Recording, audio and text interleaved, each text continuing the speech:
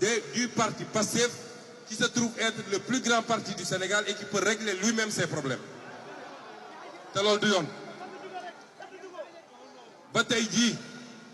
fële ci Ndar parce que ñoom nee nañu romb nañu ab convoi mu am ñu yuuxu Sonko Sonko Assane Diouf wàcc ne ku fi wax Sonko ñu def la nangam